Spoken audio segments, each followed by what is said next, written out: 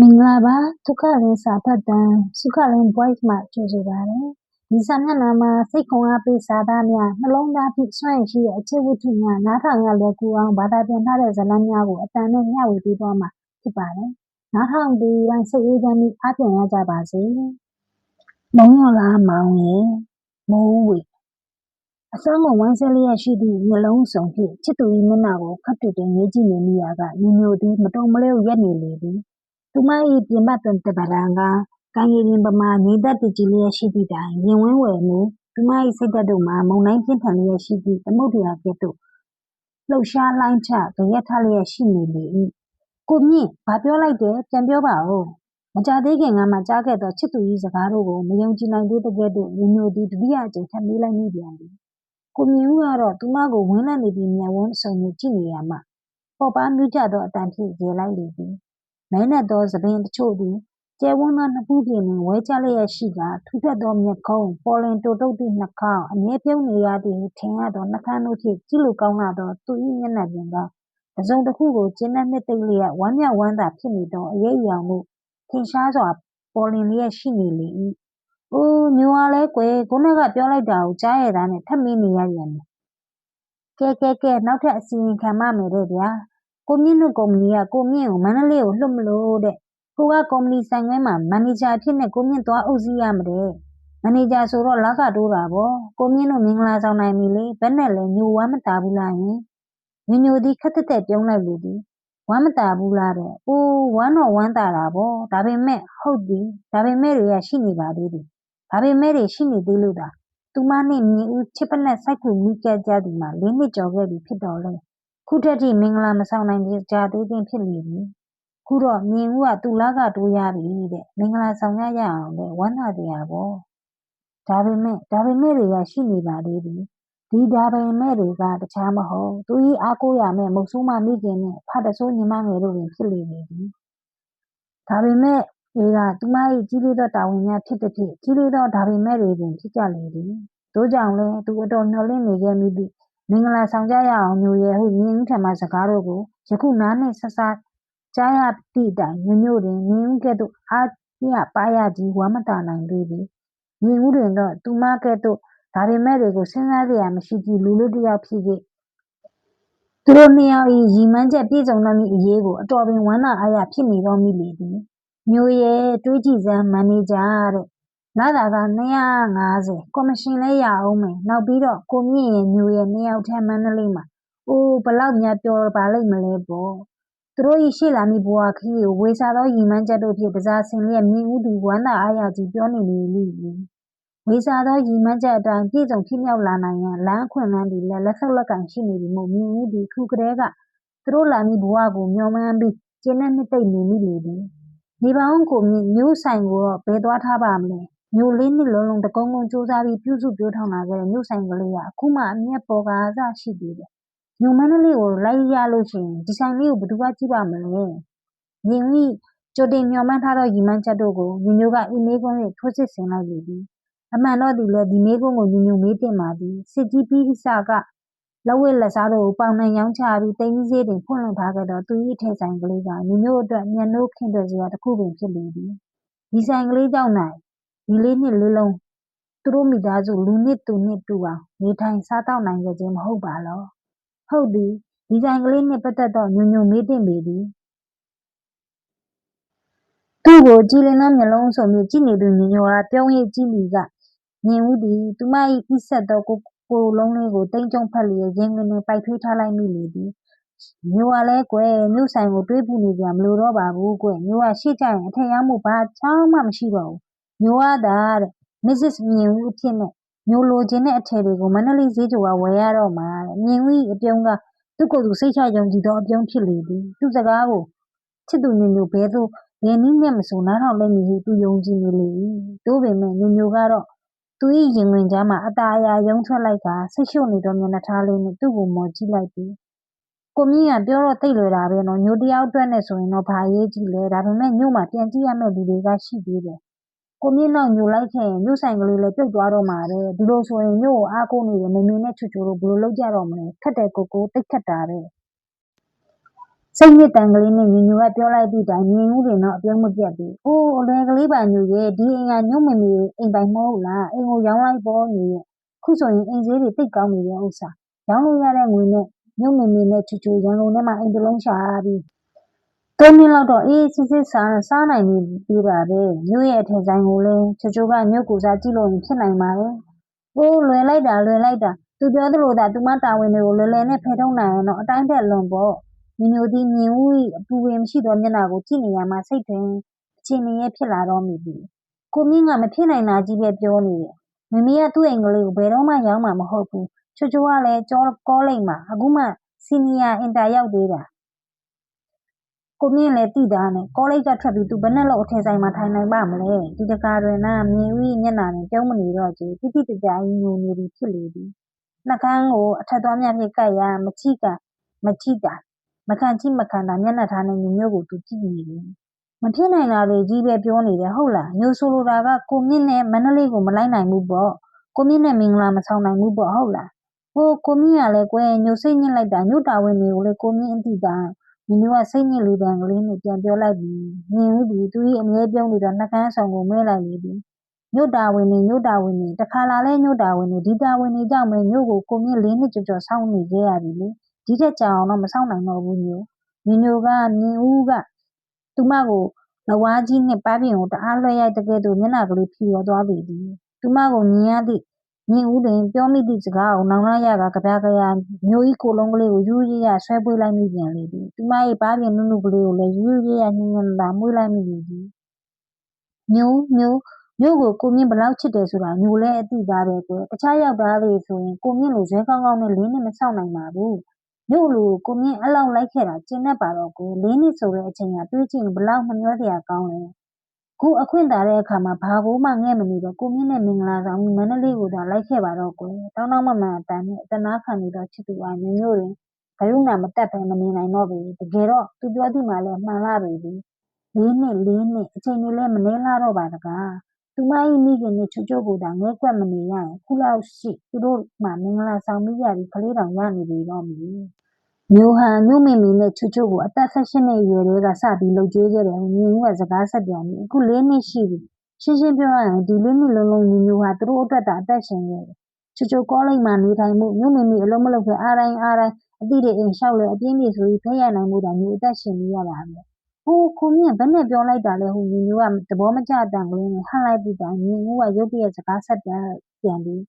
းအမှန်တော့သူဒီတာဝန်တိတက်လာတဲ့ချစ်သူတဲ့အတော်ပြီးမခံချိမခံတာဖြစ်နေလို့နေပြီ။အိုးကိုမြင့်ကမှန်တာပြောတာညို့ရဲ့ညို့သူတို့အတွက်ဒီလောက်ဝတ္တရားကြေပုံနေရင်တော်ရောပေါ့သူတို့တာဝန်တွေကိုသူတို့ဘာသာတလဲစီထားမှစီကိုညို့ကသာတစ်သက်လုံးတာဝန်ယူနေတော့မှလားညို့ဘဝကိုညို့စိတ်တိုင်းကြနေဖို့များစဉ်းစားစမ်းပါအောင်မြင်ဦးကစိတ်ပါလက်ပါပြောနေတယ်အမြညို့လဲခက်တွေကလေးနားထောင်နေမိတာဝေခွဲရမရအောင်မယ်စိတ်ရှုပ်ထွေးလေးရှိနေလေပြီးတော့ဒီ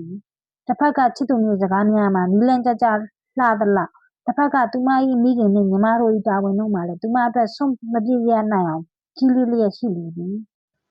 သူမ၏မိခင်နဲ့ညီမငယ်တို့ကသူမကိုသာအားကိုးနေရလေသည်ဖခင်ဖြစ်သူကွယ်လွန်သွားခဲ့သည့်နောက်ဖခင်၏နေရာကိုသူမကမတွန့်မဆုတ်ဝင်ယူခဲ့လေဖြစ်လေရာယခုချစ်သူအလိုကိုလိုက်ထိုနေရာမှထွက်ပြေးဖို့ပါပြောဖို့လွယ်သလောက်လုပ်ဖို့ကခဲရင်းနေလေသည်ကဲမေမေနဲ့ချိုညိုတော့လင်ယူတော့မယ်ဒီတော့ညိုမေမေတို့တာဝန်ဆက်မယူနိုင်တော့ဘူးမေမေတို့ဘာသာဆက်ပြီးဖြစ်တယ်လို့စကမ်းသားတော့ဟုသူပြောရပါမည်နော်ပြောနိုင်ပါမည်နော်ဘယ်နဲ့လဲညိုကိုမြင့်ပြောတာကိုနားထောင်မယ်မဟုတ်လားဟုမြင်ဦးကမျောလင်းချက်ကြီးတာဖြင့်မေးလိုက်တန်ပြီးညို့အုံနောက်အားဆူဝေလာတော့သည်ခက်တာပဲကိုမြင့်ရဲ့ညိုသူတို့ကိုဖြစ်တယ်လို့ထားခဲ့ပြီးကိုမြင့်နဲ့မန္တလေးကိုလိုက်ခဲ့လို့တော့ဘယ်နည်းနဲ့မှမဖြစ်နိုင်အောင်ချင်ကိုမြင့်တယောက်တည်းသာသွားပါလားယင်ညိုစောင့်နေပါမယ်ကွယ်တနေ့နေ့ကျတော့တစ်ခုခုဖြစ်လာမှာပါဒီတော့မှညိုကိုမြင့်နောက်ကိုလိုက်လာခဲ့ပါမယ်ချိုလဲနောက်နှစ်လောက်ကြာရင်ဘီအေအောင်တော့မှာပဲဒီတော့သူအလုပ်တစ်ခုခုရရင်မမေ့တာဝင်တချို့ယူနိုင်မှာပဲလေညိုကြီးစကားဆုံးသားတဲ့နေ့တပြိုင်နဲ့မြင်မျက်နှာမှာညိုသွားကညိုကြီးထားကလေးကိုချစ်တိုင်းထားတော့လမ်းတစ်ဖက်မှာလည်းပြော့ကျသွားတော့လေသူ၏အယောင်တလဲလဲထွက်နေသောမျက်လုံးစုံတို့မှလည်းအေးဆက်မှာကြောသွားရာနှခမ်းကိုလည်းတွန့်မြက်ညို့ကိုတွေ့စူးစိုက်ကြည့်နေလေသည်ဘာလဲညိုကိုမြင့်ကိုနောက်ထပ်ဆောက်မှုပြောနေပြန်ပြီလားဟုစိတ်ပြတ်သောညို့တန်နဲ့မေးလိုက်လေသည်ကိုမြင့်ဆောင်းရတာကိုညိုအခုထက်ထိအားမရသေးဘူးလားဒီ ဒီလိုသာစောင့်ပြီးစောင့်ရတော့မယ်ဆိုရင်ကိုမြင့်နဲ့ညီညီနဲ့ဘယ်တော့မှနီးမှာမဟုတ်တော့ဘူးနောက်2နှစ်လည်းချိုဘီအောင်နဲ့အထီသာစောင့်မှာတော့ကိုမြင့်ရင်ညီညိုကတောင်းပန်လေးတန်လေးနဲ့အတနာခံလိုက်တော့လေမြင့်ဦးကလောင်တန်နဲ့ရေလိုက်လေပြီနောက်2နှစ်ဟုတ်လားချိုဘီအောင်တော့မြို့တာဝန်တွေကိုသူကပြောင်းနေထင်နေလားမျိုးကချိုအကြောင်းကိုမသိသေးပါဘူးချိုကမျိုးလိုတာဝန်ယူတတ်တဲ့မင်းကလေးမဟုတ်ဘူးလေသူ့တာဝန်ကိုထမ်းမဲ့သူကဘီအောင်ချင်းကောက်ယူလိုက်မှာပြောရကမြင်ဦးဒီမြို့ပခုံးနှစ်ဖက်ကိုစုပ်ကန်လိုက်လေပြီမျိုးကိုမြင့်နောက်ဆုံးစကားမင်းမယ်ပြောမျိုးကိုမြင့်ကိုတကယ်နှစ်ခါချစ်လို့ရင်ဘာကိုမှငဲ့မနေတဲ့ကိုမြင့်ကိုလက်ထပ်ပြီးမန္တလေးကိုလိုက်ခဲ့ပြီးတော့ဒါပဲနောက်ထပ်ကိုမြင့်မဆောင်နိုင်တော့ဘူးသူပြောမှပြောရဲ့ပလေသူ့ကိုနှစ်ခါချစ်ရင်နဲ့ဒီလောက်ဆိုရင်တော့တိဖို့ကောင်းပါပြီညိုဒီရီဝေတော့မျက်လုံးအစုံပြချစ်သူမျက်နှာကိုစူးစိုက်ကြည့်နေပြီကိုမြင့်ဒါကိုပြောဖို့မလိုပါဘူးကိုညိုကိုမြင့်ကိုဘလောက်ချစ်တယ်ဆိုတာလဲကိုမြင့်အတိသားပဲဒီလိုဆိုရင်ဘာမှစဉ်းစားမနေနဲ့ကိုမြင့်နောက်ကိုသာလိုက်ခဲ့ပြီးတော့ခက်တယ်ကိုမြင့်ပြောရတာတိတ်လွယ်တာမြင်ဦးဒီအန်ကျိတ်လိုက်ရာညိုရှိရင်မျက်နှာချင်းဆိုင်ရက်ကမှခြာကနေလှဲ့ကပရင်းမောက်စီကိုရှောက်သွားပြီးသူမကိုကြောပေးလျက်ခန့်ခန့်ကြီးရက်နေလေပြီကိုမြင့်သိပါပြီကွယ်ကိုမြင့်နဲ့ညိုကဘယ်တော့မှနီးမှမဟုတ်တော့ညိုကညွတ်မမေနဲ့ညီမလောက်ကိုမြင့်ကိုချစ်တာမှမဟုတ်တာခုလိုသိရတာလဲကောင်းပါတယ်လေစောစောစီစီရတန်းကရက်ပြစ်လိုက်ကြပါစို့မြင်းဦးစကားများသည်ညို့အသေးသေးတွင်တန်ထူးတိုးကြီးထိုးသွင်းလိုက်တဲ့ကဲ့သို့ပင်နာကြီးသွားသည်ရတန်းကရက်ပြစ်လိုက်ပါတော့တဲ့ပြက်ဆက်လိုက်တဲ့ကိုမြင့်ပြစ်ခါပြောရတဲ့ကိုမြင့်မြင်းဦးတောင်ကင်းသောကြောပြင်းကြီးကိုကြည့်ရညိုဒီမျက်ရည်များဆုတ်တက်လာမိတယ်အလိုရှင်မြတ်တော်ညိုပြီးတော့ဘာများအလိုမကျဖြစ်နေကြတာလဲကြောင်ချောမေးတန်လေးနဲ့သူတို့နှစ်ယောက်ရှိတဲ့အခါကိုဝင်လာသူကချွတ်ဖြစ်လေပြီမြင်းဦးနှင့်ညိုတို့သည်သူမဘက်ကိုခြာကနေလှည့်ကြည့်လိုက်ပြီချိုကောလိပ်ကျောင်းသူချိုအမကြီးလောက်စားပြီးခိပညာကိုသင်နေသူချိုညိုရင်တလောက်သူမကလှလေပြီညိုအင်ကြီးရတလောက်သူများကရှင်မူးလာလေပြီသူမ၏မျက်လုံးများကအစင်တစ်ပြည့်လူတစ်ပတ်သားကိုပြောင်းလောင်နေတတ်သည်သူမ၏နှခမ်းကလေးများမှာလည်းမိချွတ်တဲ့နေ့ယောက်ျားတို့ကိုဖိတ်ခေါ်နေပြီလားထင်ရလို့ပြီဘာဖြစ်နေကြရလဲမမကိုမြင့်ဘာစိတ်ကောက်နေတာလဲမျက်နှာကြီးကလည်းပုတ်လို့အမဖြစ်သူနဲ့ခဲကိုလောင်းလို့အမူအရာကိုအကဲခတ်ရာကကင်းပါတော့ချိုကမေးလိုက်ခြင်းဖြစ်လေပြီသူမ၏မိကွန်းကိုမြင်ဦးကမြည်တိုးမှပြန်မဖြေမျက်မှောက်ကြီးကျုပ်ရဲ့ရန်သူပမာသူမကိုသာလှမ်းကြည့်နေလိုက်ပြီညိုကသာသူ၏မျက်နှာသားကိုပြင်ရာကအိုးချိုကလည်းကိုနဲ့မဆိုင်ရမှဝင်ဆက်စုကျင်ရန်ကောဘာမှမဖြစ်ပါဘူးဟုအပြစ်တင်လေးတန်နဲ့ပြောလိုက်လေ၏ဤတွင်မှမြင်ဦးထံမှအတန်ထွက်လာလေသည်ပရင်းပေါက်တွင်ရက်နေရာကသူဒီအခန်းတွင်ပြန်လျှောက်လာကကလကထိုင်တစ်လုံးတွင်ဝန်ထမ်းလိုက်ပြီချိုနဲ့ဘာလို့မဆိုင်ရမှလဲဆိုင်နာဘောဟုလှမ်းပြောလိုက်လေသည်အိုးချိုနဲ့ဆိုင်နေဟုတ်လားဘာများလဲကိုမြင်ပြောစမ်းပါဦးချိုကအံ့အားသင့်စိတ်ဝင်စားသည့်အမူအရာဖြင့်လှမ်းမိလိုက်ရင်မြင်ဦးကခက်တွေ့လေးထိုင်နေသောညီမျိုးကမင်းငေါပြလိုက်လေသည်ချိုအမတော်ကကိုမြင့်ကိုမယူနိုင်တော့ဘူးတဲ့အလိုဘာဖြစ်လို့လဲတေးတွေကော့ပြတ်နေသောမျက်ခုံးများကိုပင့်လိုက်ရာချိုသည်အံ့အားသင့်မှဖြင့်မေးလိုက်လေသည်ကိုမြင့်တို့ကုမ္ပဏီကကိုမြင့်ကိုမန်နေဂျာအဖြစ်နဲ့မန္တလေးလွှတ်တယ်အဲ့ဒါညိုကကိုမြင့်နဲ့မလိုက်နိုင်ဘူးတဲ့သူလိုက်ရင်ချိုတို့တားမိတောင်းမိမှပြစ်ထားခဲ့တယ်လို့ဖြစ်နေမှာတဲ့သူကချိုကိုမြင့်ထပ်ပိုချစ်တယ်ကွဤတင်ညိုသည်ချစ်သူကအပြစ်တင်သောမျက်လုံးစုံပြလှမ်းကြည့်လိုက်လေသည်ပြောပြန်မိသည်စကားညို့ကိုတမင်တက်နှင်းဆဲနေတာလားကိုမြင့်ရဲ့ချိုကမူသူမကြောင်ချောအမူအရာဖြင့်လှမ်းကြည့်လိုက်လေသည်အော်မမကချိုတို့ကိုဒီလောက်တောင်ချစ်ပေတကူကျေးဇူးတင်ရမှာလားမမရဲ့ကြောင်ချောအတန်နဲ့ပြောလိုက်ရသူမသည်မြင်းဦးဘက်သို့လှည့်ကစကားဆက်ပြန်သည်ချိုရှင်းပြောရမယ်ဆိုရင်တော့မမလောက်အားတဲ့မိန်းမလောကကြီးမှာမရှိဘူးကိုမြင့်လိုလူချောလူကန်ကြီးတရားကိုချိုတို့အတွက်ဖယ်ထုတ်လိုက်တယ်ဆိုတာအတော်အံ့ဩစရာကောင်းတယ်ချိုညီစကားပြောတာကြည့်ပြောနော်ညီနောက်เสียမဟုတ်ဘူးညီညိုသည်စိတ်တူတာခက်ဆက်ဆက်နဲ့လှမ်းអော်လိုက်မိလေသည်ချိုကအပြုံးမပြတ်ပဲဂရုမစိုက်သည့်အမူအရာဖြင့်သူ့အမမျက်လုံးလေးဝိုင်းနေရမှာလှမ်းကြည့်လိုက်လေသည်။အိုးမမကလည်းချိုနောက်နေတာမှမဟုတ်တာအတီပြောနေတာပဲဥစ္စာချိုစိတ်နဲ့မမစိတ်တော့ဘယ်တူမလဲလေမမကတော့တာဝန်ဝတ္တရားကိုသိကြည့်တတ်တဲ့မိန်းမလိမ္မာကလေးပဲချိုကတော့ရှင်းပြောရရင်ချိုကောင်းဖို့လောက်တာဆိုအရင်ဆုံးဂရုစိုက်မှာပဲမခိုးမခန့်အမူအရာနဲ့ပြောနေသူချိုအားကြည့်နေရမှာမြင်ဦးစိတ်ထဲတွင်ကြိတ်ရသဘောကျနေလို့မြည်သည်ချိုမှာသူပြောသလိုတွင်တကယ်စိတ်ထားရှိသူကလေးဟုသူစိတ်ချယုံကြည်နေသည်သို့တော်လည်းမြင်ဦးတွင်သူမအားတကူကောင်းကြံလို့စိတ်ရှိရမလားဟုအပြည့်မတင်အထင်မသေးမီညိုသာချိုလိုစိတ်မျိုးရှိရင်ဘလောက်ဟန်ကြလိမ့်မလဲဟုသူကြိတ်ရတင်းနေမိသည်ချိုကသူ့အမငုံမလို့မျက်နှာသားကိုကြည့်ရမှာကရုဏာတသားဟန်တူနေသည်ကဲမမချိုအတွက်နဲ့တော့ကိုမြင့်ကိုပြစ်မယ်မကြမ်းပါနဲ့ချိုလည်းကောလိပ်မှာဆက်မနေကြတော့ပါဘူးကောလိပ်ကထွက်ရဖို့ကအဆင်သင့်ပါပဲ မြင်ဦးတွင်တော့ထခုန်ချင်လောက်အောင်ဝမ်းသာသွားမိလေသည်ဒီလိုသာဆိုရင်ဖြစ်သူနှင့်ညိုညိုတို့၏အချစ်လန်းကလေးကစူးမြောင်းမရှိဖြောင့်တရားလျက်ရှိနေပေသည်ချိုချိုเจ้าကထွက်မည်ဆိုရင်ညိုညိုသည်သူမ၏တာဝန်များကိုချိုချိုအားလဲပေးလိုက်ရုံသာရှိတော့သည်။အိုးချိုချိုညီဘယ်နဲ့ပြောလိုက်တာလဲညီကိုဘီအေအောင်စေခြင်းလုံးလို့ငါကဒီလောက်ချိုချိုစစားခါကုန်းအောင်လုပ်ပြီးကောလိပ်ကိုပို့ခဲ့တာလေဘာလို့ထွက်ရမှာလဲမထွက်ရပါဘူး။ညိုညိုကမျက်မှောင်ကုတ်လျက်ကန့်ကွက်စကားကိုပြောလိုက်သည့်အခါတွင်ချိုချိုစကားကြား၍ဝမ်းသာနေသောမြင်ဦးမှရင်ထဲတွင်နှိမ့်ငနေဖြစ်သွားမိတော့လေသည်။ကြည်စမ်းပါအောင်ချိုချိုကသူတို့နှစ်ယောက်နီးရဖို့တမင်လမ်းဖွင့်ပေးနေရညိုညိုကတကူးတကလမ်းကိုပြန်ပိတ်နေလေသည်။အိုးသူထင်တဲ့အတိုင်းပင်ဟုတ်ပါပြီညိုညိုကသူ့ကိုသူ၏သွေးသားရင်းချရေးလောက်မချစ်ပါသူ့အတွက်သူ့ညီမဘီအေအောင်မို့သူ၏ချစ်သူအလိုလိုက်ဖို့ထက်အရေးကြီးနေပြီမဟုတ်ပါလောတွင်ကမြင်ဦးသည်အတော်ပင်မခံကြည့်မခံသာဖြစ်လာလေသည်ညညို့ကိုသူသည်တကယ်ကိုနှစ်ကကာကြီးချစ်နေမိသည်ချစ်လို့သာညညို့အားသူ့ကျင်ရဇနီးအဖြစ်သိမ့်ပိုက်ဖို့ကို၄နှစ်ကျော်မြတ်ဆောက်စားနေနိုင်ရခြင်းဖြစ်လေသည်တို့တည်းလည်းယခုညညိုသည်သူချစ်တယ်လို့သူ့ကိုပြန်မချစ်ဟုတွေးမိသည့်အခါတွင်မူကားသူ၏ယောက်ျားမာနကိုအတော်ထိခိုက်သွားလေသည်ညညိုသည်သူ့အားသူတစ်သက်လုံးမရမချင်းစောင့်နေနိုင်တယ်လို့များထင်နေရောသလားမခံချိမခံသာဖြစ်လျက်စိတ်နာသလိုနှင့်ဒေါသလည်းထွက်လာမိတော့သည်ချိုချိုတွင်လည်းအမဖြစ်သူဟာအံ့အားသင့်သာလှမ်းကြည့်မိလေသည်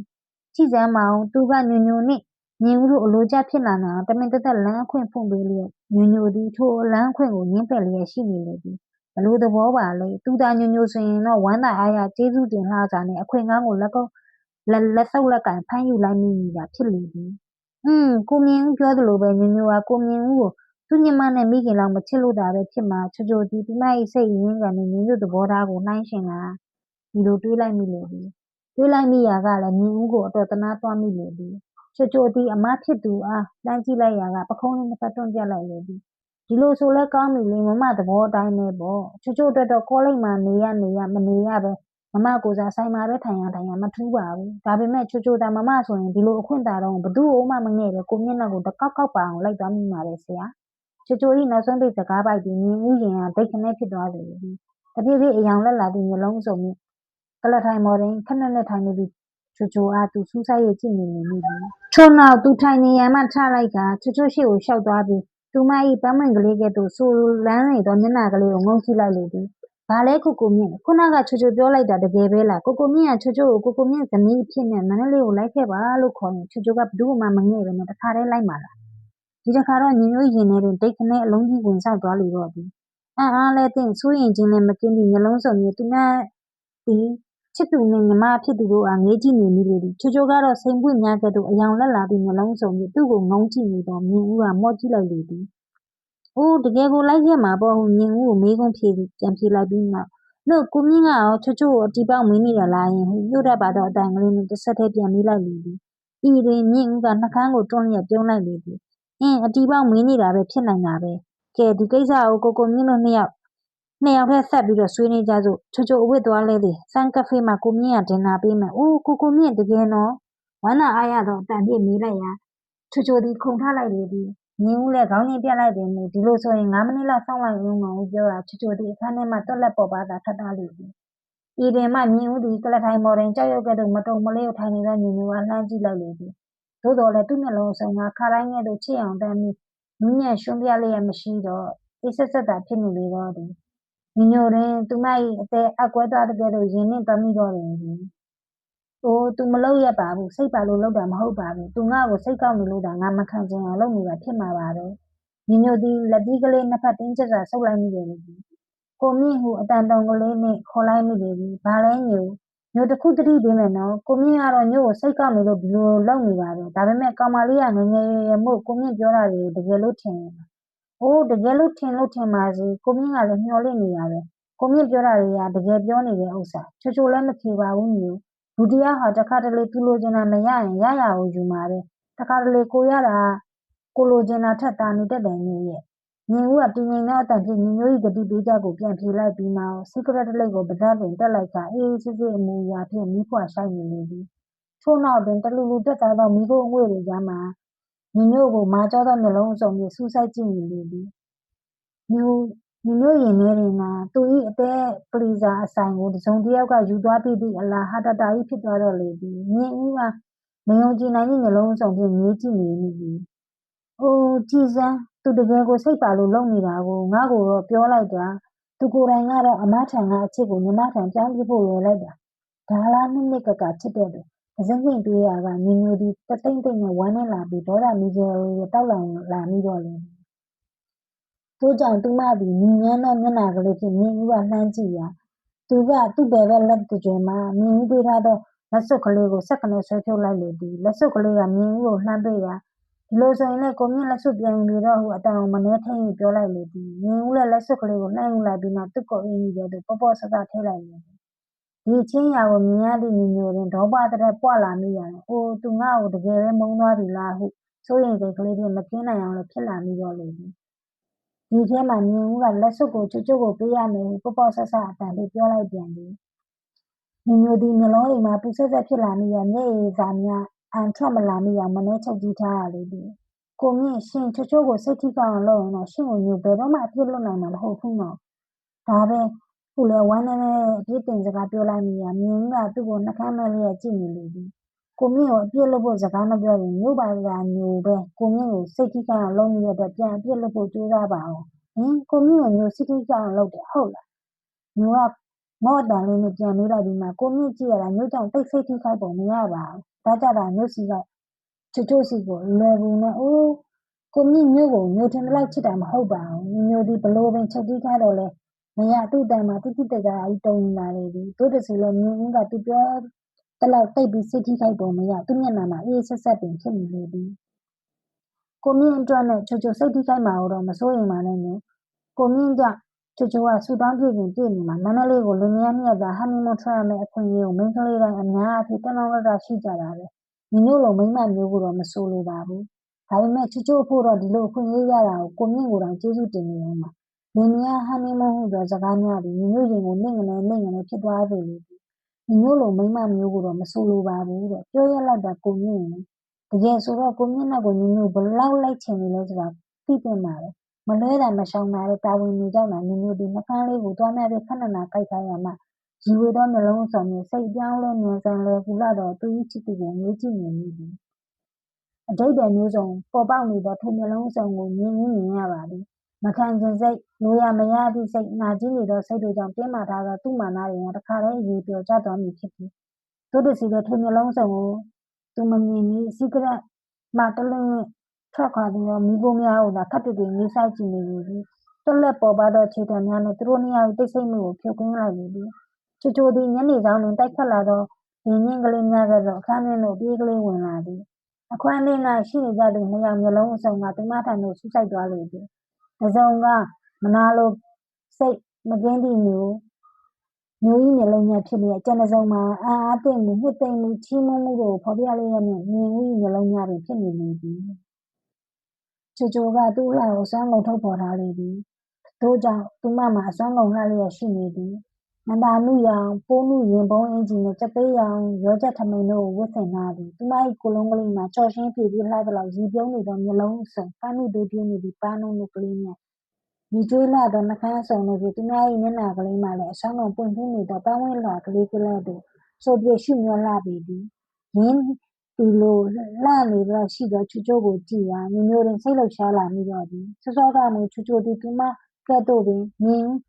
အတွက်ရည်မှန်းချက်မပြည့်စုံမဲ့စိတ်ထိခိုက်ရရှာမည်တွေးမိနေသည်ယခုမှသူမသည်စိုးရိမ်စိတ်မှာလုံးဝမှားကြောင်သိလာရတော့သည်စိတ်ထိခိုက်ရမည့်လူကမြင်ဦးသာလျှင်ဖြစ်နိုင်စရာအကြောင်းရှိတော့သည်ချိုကမီးတောက်ကလေးနှင့်တူလာသည်မီးတောက်ကလေးနှင့်ကစားမိသူတိုင်းပူလောင်ခြင်းဝေဒနာကိုခံစားရမည်ဖြစ်တဲ့ကဲ့သို့ချိုနှင့်ကစားသူမြင်ဦးတွင်လည်းတနေ့နေ့တွင်အတော်ပင်စိတ်ထိခိုက်ရတော့မည်ဟုမြင်ကိုတွေးမိနေသည်ကဲကိုမြင့်သွားကြမယ်လေချိုသည်သူ၏ပတုံးရောင်တောက်နေသောဆံပင်ကိုလက်တစ်ဖက်နှင့်တက်လျာကမြင်ဦးကိုလှမ်းပြောလိုက်လေသည်ဒီနောက်တွင်သာသူသည်မြင်ဦး၏လက်မောင်းတစ်ဖက်ကိုဖတ်လျက်ဇုံနှန်းအခန်းအတွင်းမှထွက်သွားလေတော့သည်လေထဲနှင့်ပြန်ဝဲ၍ပါလာသောချိုအတန်လေးကချိုရဲတန်လေးကအခန်းထဲတွင်တကိုယ်တည်းကြံရစ်ရှာသည့်မြင်ဦးကလောင်လိုက်သလိုလေမိမိမျက်နှိုးလှသောအယုတ်ကလေးတစ်ယောက်ကိုလူတွာရင်ခံရသောကလေးငယ်တစ်ယောက်ကဲ့သို့ညီညိုသည်ရင်ထဲတွင်ဟာတာ၏ဖြစ်နေလျက်ငိုမက်မျက်နှာထားကလေးနှင့်သူမတစ်ယောက်တည်းသာကျန်ရစ်သည့်အခန်းထဲတွင်မလှုပ်မရှက်ထိုင်နေလေမိတော့လေသည်